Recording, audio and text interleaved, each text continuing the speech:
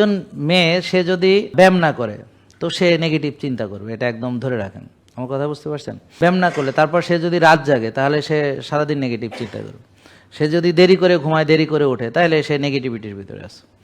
তারপরে সে যদি ধরেন সয়াবিন তেল খায়, সাদা ভাত খায়, সাদা রুটি খায়, অথবা ফুচকা, বেলপুরি, ঝালমুড়ি এগুলো যদি সে খায়, বা কেক, খোক এগুলো যদি খায়, বুঝতে পারছেন, বা বার্গার, স্যান্ডউইচ এগুলো যদি খায়, বা পিৎজা টিজ্জা এগুলো যদি খায়, বা ভাজা পোড়া মানে এগুলো যদি খায়, তাহলে এই কটা জিনিস যদি তার ভিতরে উপস্থিত, যে তাহলে সে সবসময় নেগেটিভ ক্যারেক্টার হবে।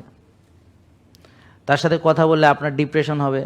তো আর ভালো কথা গল্প করতে করতে ঝগড়া লেগে যাবে, মানে বুঝেন না কথা, সুন্দর গল্প করতে করতে ঝগড়া লেগে যাবে, মানে যে কোনো কথাবার্তা আলটিমেটলি নেগেটিভিটিতে টার্ন করবে। তো দেখেন এরকম যে গল্প করতে করতে ঝগড়া লেগে যায় কিনা, সুন্দর গল্প করতে করতে ঝগড়া লেগে যাবে, দেখেন মেলে কিনা। তাহলে সে রোদ্রে যায় না, তার ভিটামিন ডি কম, তাহলে এটা একটা কারণ।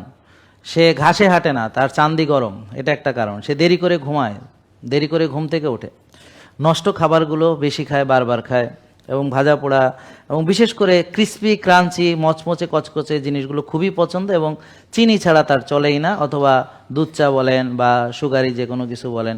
তো যখনই দেখবেন যে সে ভাত খুব পছন্দ, ভাত ছাড়তে পারতেছে না, বিশেষ করে সাদা ভাত বা রুটি পরোটা, হ্যাঁ, বা ভাজা জিনিসগুলো এগুলো খুব পছন্দ, তখন বুঝবেন যে ও এইটা হয়ে যাবে। জেকে লাইফস্টাইল লিমিটেড, ওষুধ মুক্ত সুস্থ জীবন।